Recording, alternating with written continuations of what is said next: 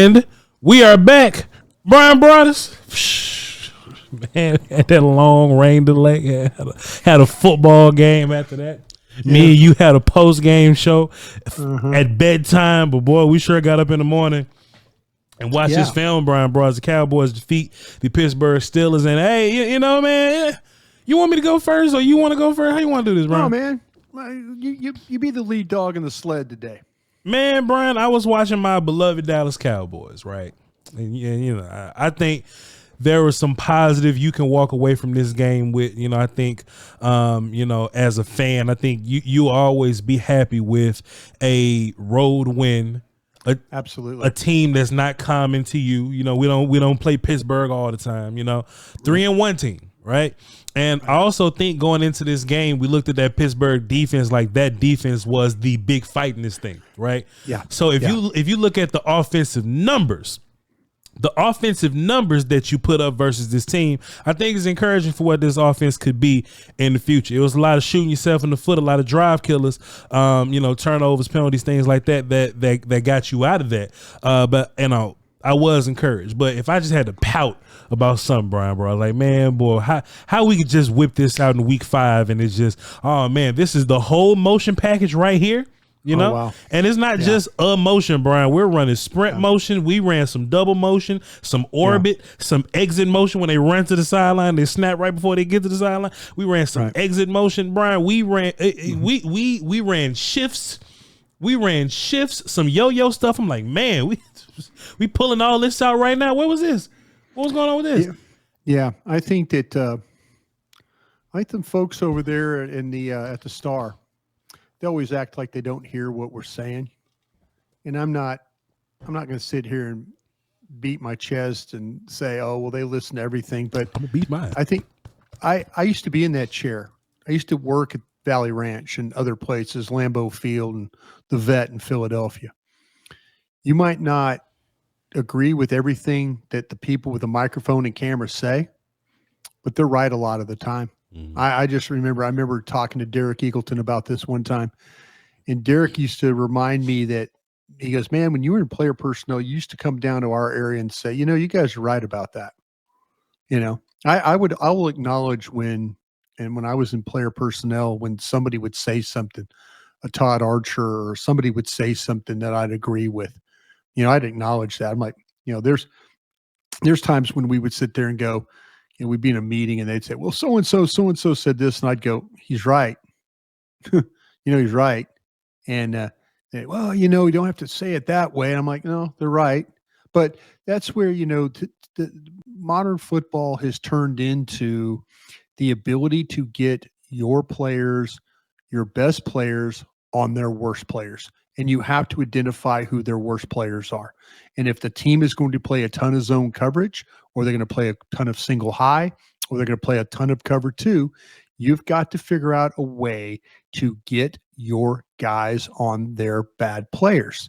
And once you do that, if it's through motion or being static, whatever you have to do, you do.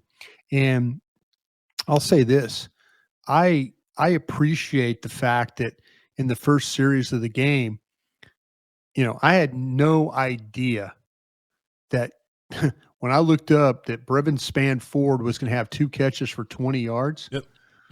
That wasn't, you know, that right there to me is what game planning is. That they feel like that Brevin Spann-Ford in motion would not get any respect from somebody. Mm-hmm.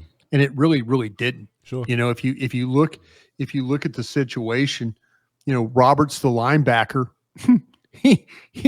the motion goes, and he's really, you know, here's, you know, TJ Watt standing in the middle of the defense, ready to rush, and Roberts, the linebacker, doesn't even adjust to the motion. You know, it's just it was a beautiful thing. You know, look at that. I mean, he just didn't even adjust. And so now you're throwing the ball, but does anybody respect Brevin Spann-Ford? Now, Brevin Spann-Ford should have had another catch along the sidelines. He looked like he was a soccer goalie trying to knock it away in a World Cup match. Beautiful throw. But you know, that's what you got to do, man. You've got to take advantage of things, I mean, you got to make people pay for mistakes. We talked about this in the Ravens game. When the Ravens gave up big plays, it was because of this or because of that. And I think last night the Cowboys did a much better job. Now, you gave some back to them. Those turnovers, the interception. I have my theory about what happened with the CeeDee Lamb and Dak one. Please. Okay. And you watched the game. And I know people are going to catch up. They're listening to us right now. And I do believe that Dak was trying to catch them with 12 men on the field, or he was trying to snap the ball before they were set. They were trying, sometimes you get in a situation where they were running personnel onto the field. Adams, the defensive tackle, came onto the field late in a substitution, and Dallas was far enough down in Steeler territory that Adams had to run through the Cowboys formation to get set where he was going to line up a defensive tackle. And I think, you look at Dak and he's clapping. I mean, he is clapping his hands as he sees Adams coming on the field. And I think he's thinking, let me snap this thing. They're not set. Let me see if I can draw maybe a penalty and get a free play out of this. But there are two things: not set and potential for free play. So here we are right there. Okay, right there. There you go. You could go back. If you could run it back real quick, just run it back if you would. Look at Dak when he sees. He's clapping. You see how he's clapping his hands? Dak is when he sees Adams run onto the field right there, he's going to start clapping his hands like, give me the ball, give me the ball, give me the ball, because he feels like that they're not set. If you see, they're all kind of standing around. Yeah. There you go. Appreciate you pointing all that out. He wants the ball. And so he's maybe thinking, well, maybe I could get a free play, or maybe they're not set. Sure. Now, it was a bad decision on his part. And, if you look at the route, that's Brooks in the slot there. Brooks' route is not very good, or whatever that is. I don't know what that route is. Maybe Dak could have thrown it to him right there, and it would have been but he's going to throw the ball to the guy he feels like can help make a play. But, Lamb didn't run a great route. Lamb wasn't ready for the ball, and Dak didn't throw a very good ball to begin with. But to me, it just appeared like Dak wanted the ball because he felt like maybe the Steelers had some communication problems, and he wanted to take advantage of that. So, and BB gets in the ball kind of late, but then Dak just kind of throws it out there. And unfortunately it cost the Cowboys some points. Now, that's my theory. Was it a bad throw? Absolutely. Was it a bad decision? Absolutely. Was it a bad route by CD? Absolutely. Was it a bad route by Brooks? Absolutely. Yeah. There's a lot of going on there that you can't afford to give up points like that. They give up points. It's a couple of red zone turnovers there. Were just very, very costly in this. Costly for points, not costly at the end of it. Because your defense did a good enough job of handling Justin Fields. Brian, I just think that I think this wasn't a bad day from Dak at all. The picks, what I'm saying, the fumble in the red zone. Also, you know what I'm saying, you don't want those things to happen or whatnot. But 29 for 42, 352 yards. He had a carry for 3 yards. I don't even remember that. 2 touchdowns and 2 picks. I think versus that defense, Brian, you're down one of your wide receivers or whatnot, and your offensive line is kind of going through what they're going to. I think that's a pretty damn good day, and that makes me feel better moving forward. Now, I hate that we had to wait 5 weeks to get here, Brian. But if we could just consistently do what we've been doing, I actually feel good offensively moving forward into Detroit and San Francisco and all that. But also, Brian, I think getting the run game going was is something that's going to help you a bunch, because now okay, we run the ball, maybe you respect Rico Dowdle a little bit more, so now play action opens up a little bit. Rico Dowdle was 20 for 87.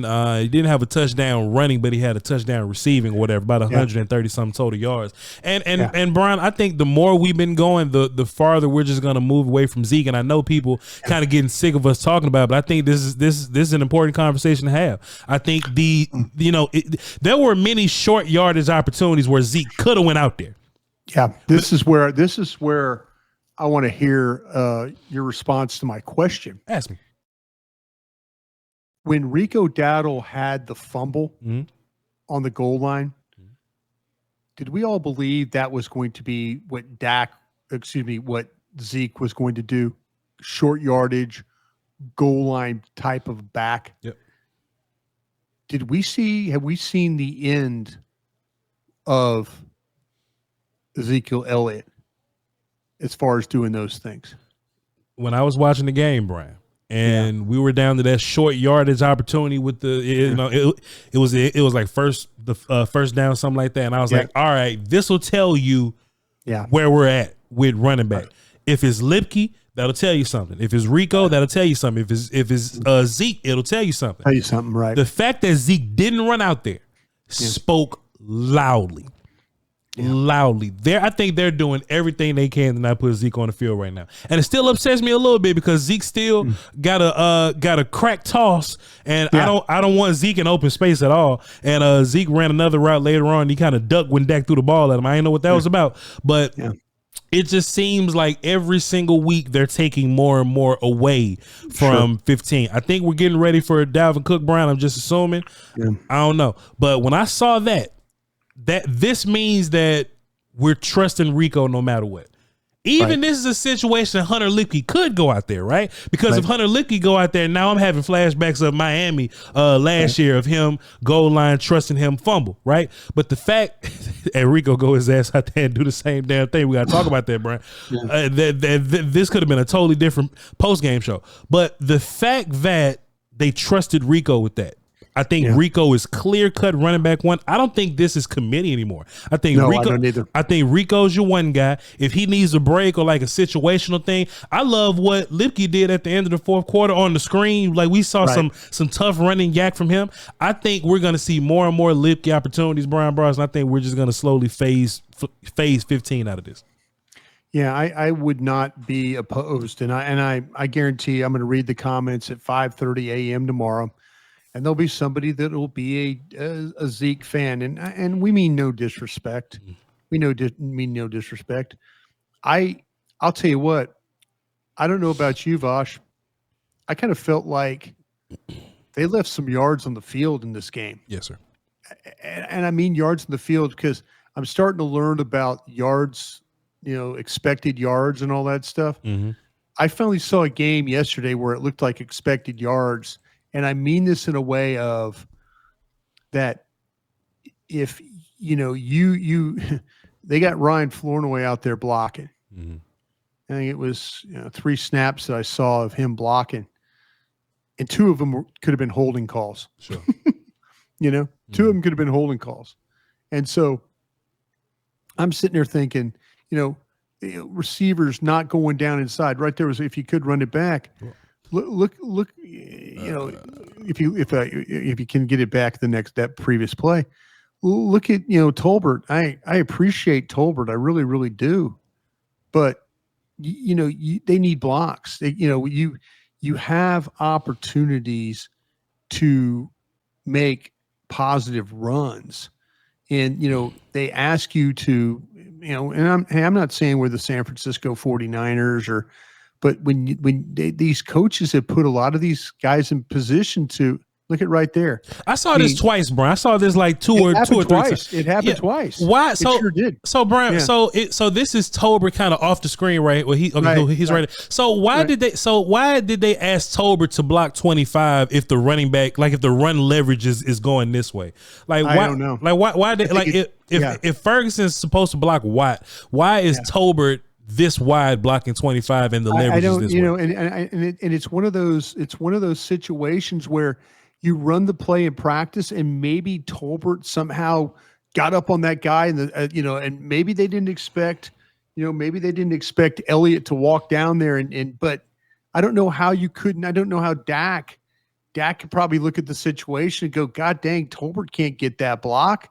We got a guy unblocked, and maybe sometimes it's like, oh well, hell, they ran the right defense for the right call on, Sure. and I just don't quite get it with some of the stuff that they're doing where they just let guys, if they get a block or get a body on somebody, but like I say, Flournoy, there was 2 times where, geez, he could have got called for holding both times. He wasn't called, but they're asking these receivers to block like they're tight ends. Yeah. And there's been some snaps where clearly they haven't picked up that guy. And if somehow, some way, now if it means taking that guy out of there with motion or doing something so you don't have so many guys in the box, I'd sure in the hell consider that, because if you have Tolbert down there in the box and he's brought a guy down there with him that he's not going to be able to block, that's going to be a negative play or a no gain. So, I don't quite get it, but there were some plays, and even at center with BB, BB is so intent on making sure that the down block is secured or the down lineman secured. Sure. And he's got 2 all-pro guards that if he shoves that guy to them or bumps that guy to them, those 2 guys will get in football position and carry that block. And then now you can go up onto the second level. I think that's where in that game yesterday, we talked about it in our breakdown of the Steelers offensive line couldn't get anybody up on the linebackers. Yeah. That was a problem for them. That was a problem for them in this game. But see, that's what I'm saying. You've got to find a way. You've got to find a way to do a better job. If you're Cooper Beebe, when you have to get to second level, you get to second level. They had a nice run and play on the outside where Wilson undercut TJ Bass. Yeah. And Bass was in space, and Wilson went behind him and was able to make the tackle for a small gain if they could have got a body on Wilson. And that's where they've had a little bit of problems, but you can go through, and if you just pulled all the running plays and watch what happened, there are some opportunities where Dallas could have had even more yards. Sure. But blocks just weren't secured or weren't made. Let me say this, Brian. Let me ask you this. Voch says this. Do you think in this game, this was the first game this year that Rico made some guys miss, and maybe that helped your run game a little bit? There were some of your short run plays or whatever, but I noticed in some of the 8-yard plays and some of the bigger plays that Rico finally made the first guy miss. And when you can make one guy miss, the rest of your offensive line can kind of pick up a little momentum off of that. No, you're absolutely right. I mean, this was a better vision game, I think, for Rico, where I remember there was a run that he had. It was a nice run. They block. They really get the front secure, and Wilson is being blocked, but on the verge of being free, and so Dowdle sees, instead of just running right into him, Dowdle kind of gets him to commit to one side, and then he cuts back, and then it was a good positive run. But it was Dowdle in the hole, making a cut, making a guy miss. Let's see if it's Patrick Queen is going to move over. That was a long run. I've been, we talked about trying to get the ball to the edge a little bit more in this game because they were going to try and mash on Watt. And then let me say, to be honest with you, I think that them losing their guy Herbig. Yeah. When they lost Herbig, I think that was big for them. Sure. That was big for the Cowboys too. Yeah. Not having to deal. He was playing pretty well. And so I kind of feel like that was a big play, a big part of the game. You were losing guys, but for them to lose their end as well, I think really, really helped. I guarantee you, I bet Jeff Kavanaugh a hot dog this morning that, and I'll ask, I guarantee you that Tyler Smith didn't get one snap at offensive tackle this week. Yeah. He ain't playing the offensive tackle in this game. Was it this one, Brian? Let's see if this is the play real quick. Yep, there you go. He kind of gets him to go. It was a little bit the ball. I don't think this was one that was the ball. I need to do a better job of getting you these plays, but it's like Wilson. He and Wilson are kind of in the hole together, and he decides that, well, I'm going to go. He kind of guessed, and then Dowdle was able to cut the other way and get more yards out of the play. Okay. But I need to do a better job of getting you those plays when I talk about them. No, it's all good. Let's go ahead and get into the O-line then, Brian. So first of all, Tyler Smith to be able just in the middle of the game. And look, amazing. Yeah. I'm sure he hasn't practiced tackle at all because if you watch him, he's taking guard steps.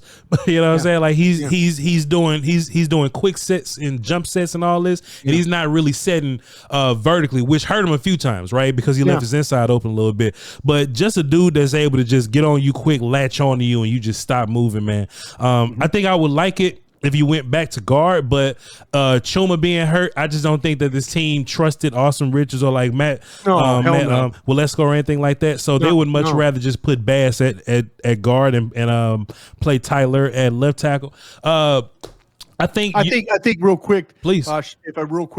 I think the fact that if the defensive ends were different, other than Herbig and Watt, sure, that maybe you do get Austin Richards.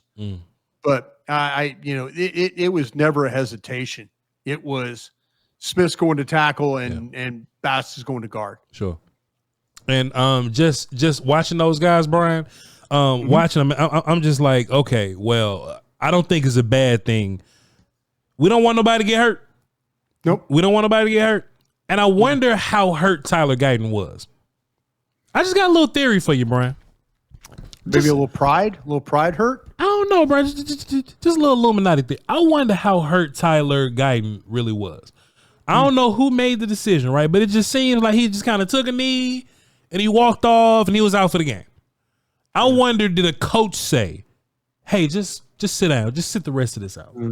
I wonder, did somebody, hey, first round pick, but just sit this one out for a second. And then TJ Bass goes in there and TJ Bass doesn't get us killed and all right, cool, we're fine. And you look much better. And the internet is saying, oh yeah, Tyler Smith should have been the tackle the whole time. I think Tyler Smith at guard is the play. I just think Guyton ain't ready right now. He's just not ready. He ain't ready. Yeah, he's not ready. But let's be fair to the kid. He has not played against, and he might not this year. He might not play against somebody that he's better than. He might not. Fair. I mean, every week that he lines up, there is a good possibility that the guy he's going against is much better than him. Yeah. It started in week 1 and week 2. You can talk about the Ravens guys, away and those guys. I mean, you could talk about how they, the Giants gotten better. Yeah. Thibodeau, Burns, they've gotten better. The Saints, maybe. Yeah. But he went better than what was going on with the Saints. Yeah, Chase Young and those guys, yeah. Yeah, Young and Granderson. No, he went better than those guys. He has not had a game, and he's not terrible every single snap. It's not the case. But his body position can get really bad. Yeah. Because his feet and his hands, and he's trying to set, and he's not sure if you're going inside or outside. He doesn't have a very good notebook on these guys he's playing. He'll probably be better the second time around if he gets that opportunity against Thibodeau and Burns. Just like he'll get better against probably the Eagles the second time, or the Commanders. The more he sees these passers, and let's be honest, also he was a right tackle. Yeah. I'm not trying to make excuses for the kid, but you are seeing you're seeing a kid that is fighting every single snap just to hang in there, because he's not going to quit. No. He's not going to give up, but you could tell that it's a struggle for him right now. Yeah. It really, really is. For Smith to go in there and play as well as he did, but Smith has got a year of NFL offensive lineman tackle experience. But for him to go in there, and I was talking to Brad Sham about this last night. I don't remember a practice and training camp where Tyler Smith was playing tackle. Mm-hmm. I don't remember a practice. Yeah. So, he went out there and played tackle yesterday for the first time, I think, in a long time. Sure. And he did a pretty good job at it. And TJ Bass, I think TJ Bass started off really good. I think he kind of tailed off towards the end a little bit. Got tired. Yeah, got a little tired. Got a little wore down. Got a little wore down. Those guys started, tossing him around a little bit. So I don't know if that was Bass coming in hot and ready to go or, just whatever it is. But I would love for Smith to go back to guard. But Bryan, hey, man,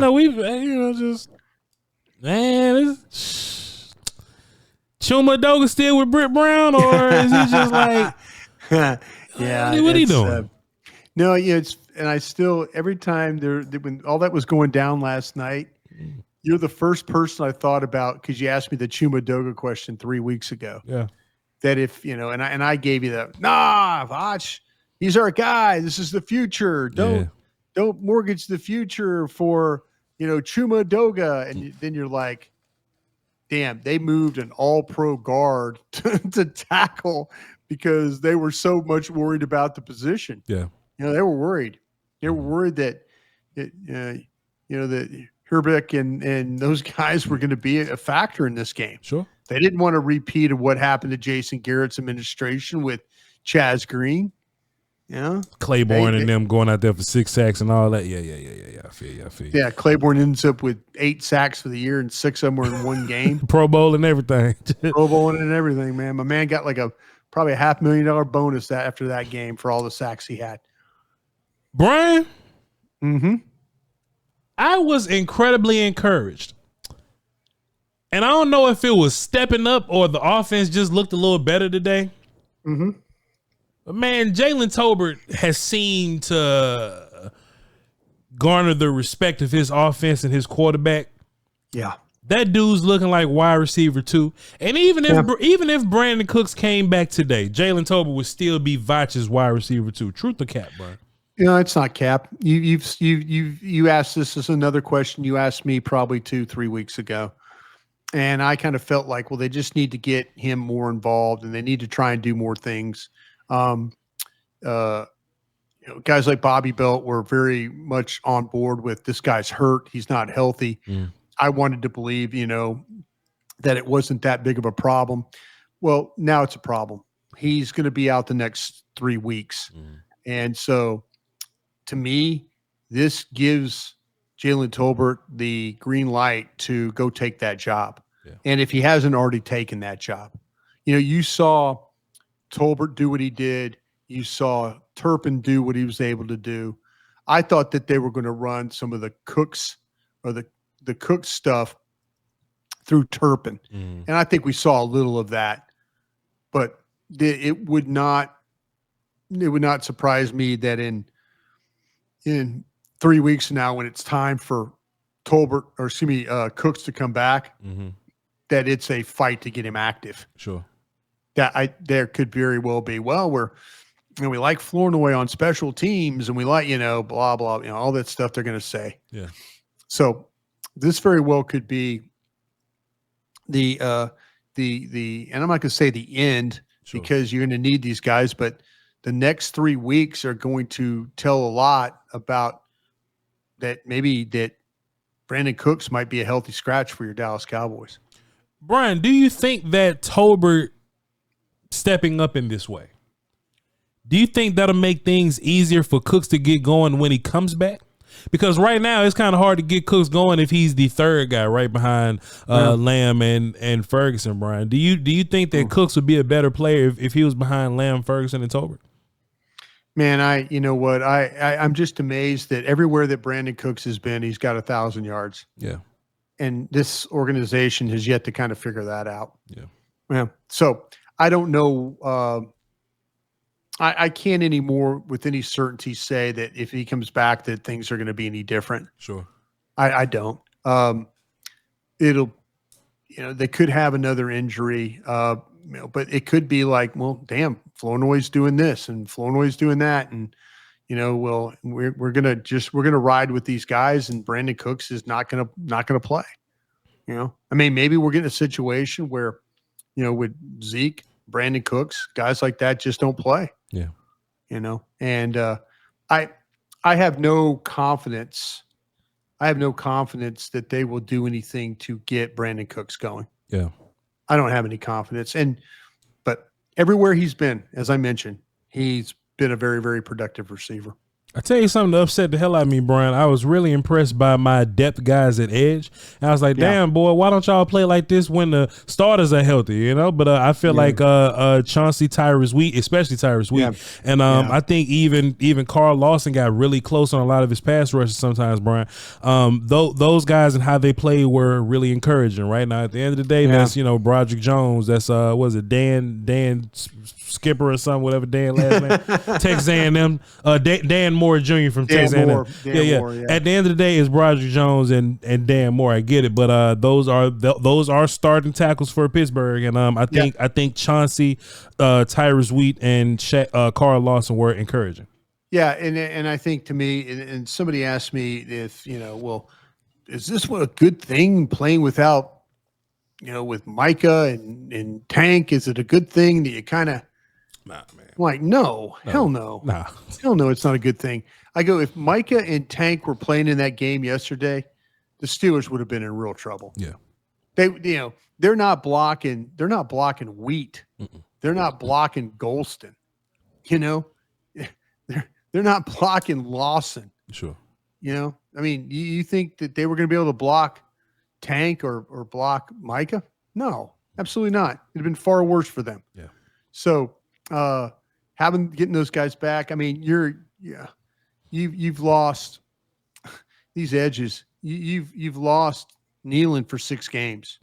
I mean, I know that Mike wouldn't give you a timetable. Mm-hmm. I'll give you a timetable. Mm. About 6 weeks is what we're looking at here. So, just it's a shame because Nealon was getting better every week. Sure was. I mean, he's one of these guys that, you would have hoped that Guyton would have gotten better each week like Nealon has. That would have been, and Gavin Dawson on my show asked me today on 105.3 The Fan, he goes, this is really funny. It's kind of unusual that you have Guyton and these plug-and-play first-round offensive linemen, they don't get worse. They get better. Sure. Their first year they were getting, and he makes a point. I mean, I think Guyton still – some of the things, we saw some quality things at him starting off in training camp, but he's kind of reverted back to some things in some survival mode. And I mean this in no disrespect to the kid. He hasn't drawn an easy assignment yet, but they're going to keep playing him, and hopefully it's not to the detriment of the offense. I thought Guyton was going to be this the whole time, Bryan Broaddus. When I was watching him at Oklahoma, I knew this was not going to be a day one thing. I knew this was going to be a project. I'm not a fan. No, you were right. You were right. You're absolutely right. And when we do the draft show, I'm going to keep the same energy. I'm not here for the project players because you're right. They take a while to fix, and you have to fix them with like real reps. But real reps get somebody killed out there. But yeah. Bryan Broaddus, I got one last question before we get up out of here. Bryan Broaddus, just truth to cap, man. You can answer this however you want to. No pressure from me. But is DeMarvion Overshown the best player on your defense right now? Well, I'll tell you what. I was going to hit you that on a Friday question. Man, come on now. I was going to get you on a Friday question with that. Matter of fact, I have if you're kind of cross watching stuff that I do, I'm on with Cowboys Break in the mornings, and Tuesdays are usually questions I ask Derek and Ambar and Nick Harris. Yeah. One of the questions was going to be, is Overshown one of your best defensive players? Let's save it then, Brian. Let's save it because no. Okay. And you know what? He is. Yeah. He absolutely is. Yeah. He is a legitimate weapon to play football with. The way that he runs the ball, the way he closes, the way he finishes, the way he can play in coverage, the way that he's a hard guy to block, especially on the move. They played him as an edge. They played some 5-2 stuff, and he played on one of the edges. And you know what? He's not, he's long. He's kind of a rangy build. He's developing some strength. He's gotten bigger, but man, he was fighting his ass off. They blocked him, but he was fighting to hold the edge. He wasn't going to let him run on his side. He fought to hold the block and, hope the cavalry arrived. But this kid is one of your best defensive players. Sure. Yes, absolutely. And if you want to say, he had the rough game. Was it New Orleans where he was a little rough in that game? Yeah, New Orleans, yeah. But a lot of guys had a rough game in New Orleans. It's just a bad all-around game. But he's getting a feel for how to play, how to move, how to finish, where he needs to be. Yeah.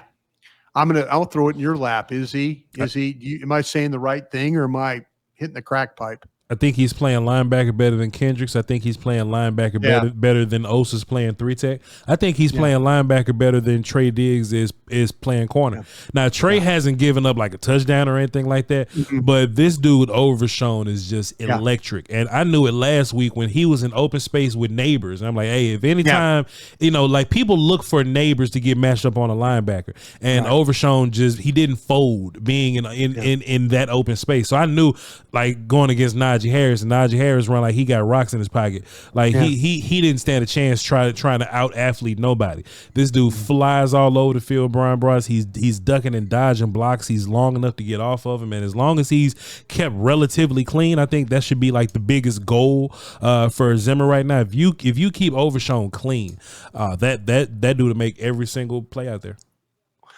Did you hear by any chance that Chris Collinsworth? I know you were probably watching the game with all your guys and stuff for your post game stuff. But did you hear Chris Collinsworth say something about him being a pass rusher? I remember Collinsworth talking about Overshown, but I don't recall them. I wasn't paying enough attention. I wonder if that's the next thing that we will see. Are they going to do some things and try and maybe make him a pass rusher? Like they did with Mike. Are you alluding to the idea that maybe Collinsworth got in one of these meetings with one of these coaches, and one of these coaches said he's a pass rusher? Yeah, possibly. Yeah, Chris Collinsworth is a Cincinnati guy. Mike Zimmer was in Cincinnati for a long time. So maybe that Zimmer said something. Maybe I need to ask Mike myself. Sure, but I wouldn't. And sometimes when these media guys say things, well, don't be surprised, man. Maybe you'd be a damn good pass rusher one day. They heard it before. I'm thinking, Chris Collinsworth, you're a bright guy, but I don't know if you're that bright. Yeah. So I would keep an eye on if they need to find ways. But that, you're right about the backup guys. The guy. We knew going into the game that the Steelers were going to struggle on their offensive line. A couple of rookies. The guard at center, the tackles. You mentioned that. It was going to be a struggle. And Dallas took advantage of that. Good for them for doing that. Sure. Bryan Broaddus, good win altogether. Good win on the road, winning team and all that kind of stuff. But boy, you got some dudes coming up, man. You got some dudes coming up, and we're gonna have to build upon this win and all the good things that we did. We're gonna have to keep it, and all the nonsense, the drive killers, turnovers, and all this kind of stuff. We're gonna have to kill that. If you're gonna be any type of respectable these next few games, you have got to clean up a lot of your nonsense. So, let me ask you this though, please, before we get out of here. Por favor. I don't think and this is my opinion, I don't think they clean up the penalties. I mean, you can clean up the turnovers or the maybe being somewhat disrespectful with the ball. Sure. That they'll do. Sure. I don't think the penalties get cleaned up. So you're thinking like the false starts here and there, the Donovan Wilson kind of being reckless on the sidelines and stuff like that. They're not going to clean that stuff up. That's just who they are. That's who they are. They got a rookie left tackle. Yeah, he's going to have holding penalties. Steele is going to line up deep in the backfield and try and jump snaps every once in a while. They're going to call him for illegal formation. Sure. you're going to get an occasional Tyler Smith holding penalty. You're going to get Linville Joseph again is going to get a hands in the face penalty. You're going to get Diggs is going to get called for illegal contact downfield. You're still going to get penalties. Yeah. And hopefully it doesn't kill them. These officials, I mean, these officials some of them are out of hand. Dallas has been on a bad run with some of these officials. Ron Tolbert and Hussey. We haven't had Hussey yet, but this guy, Hockley, they've been on a bad run of some of these officials. But I don't want to be wet blanket guy. I think there's some things about this. Mike McCarthy comes on the podium every time they win a game, and watch what he talks about. He'll talk about a great win, hard to win, we got to clean up the penalties. Says it every week. Every week that they've won, Cleveland, he says it every week. We got to clean up the penalties. Sure. He's got officials out there. He's got, I'm sure he's got some, Big 12 officials that are hanging out, and doing some stuff on their lunch break, officiating, probably telling them, hey, you're lined up too deep. That's pass interference. But does it, by the way, I don't know about you, and maybe you could talk me off this one. That hit that Wheat had legal on field, clean football play, completely clean football play. Hit him right in the chest, shoulder to chest. Yep, shoulder to chest. And what happened was Hockley and the umpire overreacted to the head snap. Yeah, and they thought he caught him in the jaw. Yeah, this is where you need to somebody needs to say, well, that's a damn good football play. Somebody upstairs needs to buzz down and say, I don't know. Damn good football play from up here. Yeah. Yeah. But and I'm not saying it because I'm a Cowboy, I cover the Cowboys or a Cowboy fan or anything like that. I'm just telling you, that guy was scrambling. He delivered the ball. It was a bang, bang play. It was nothing cheap or malicious. He threw a shoulder into the chest of a player who was throwing the football to try and disrupt the pass. I think I don't know how you call that. I really don't. I think you should be allowed to review these 15-yarders, these automatic first down. 15 yards is a killer, man. Yeah. That is a killer. And especially if you're finally slowing this defense down and you finally get a hit on this dude and you hit him clean in the chest. Yeah. And maybe he flails around a little bit, automatic first down, 15. That's a backbreaker, man. That's a backbreaker. I mean, they scored on it. They scored on that drive. I mean, all of a sudden they started completing some passes and they got a touchdown out of that deal. But I'm going to say that the Cowboys will not clean up the penalties. It won't happen. It just won't happen. They are too they're too careless in a lot of ways. They're too careless in space. They're too careless on special teams. They're too careless in the offensive line. They've got a tackle that's struggling right now to survive, and they got another tackle on the other side that will jump snap counts. And then you also have some tight ends that will also jump some stuff too. So no, it might continue to talk about it, but it's going to be something that they're going to have to deal with all year. Well, that ain't going to be good when you run into these next four teams that are. Do you think I'm right, or do you think I'm wrong about that? Well, these are the same penalties we've been having for 4 years, Brian. So yeah, that's what I thought. Yeah. So I feel you. 4 years of the same old thing, man. But hey, I think we have a guest tomorrow, Bryan Broaddus. I'll tell you off air, but we ain't gonna say it on air just in case something bad happened. People up here expecting something. But yeah, we'll have some questions for our guest tomorrow. So y'all please be sure to tune in with that. We love y'all to pieces. Y'all follow me at VOCHLONBARDI. Y'all be sure to follow Brian at BRYN Broaddus on Twitter there. All right, we love y'all. We'll catch y'all next time. All right, Crown.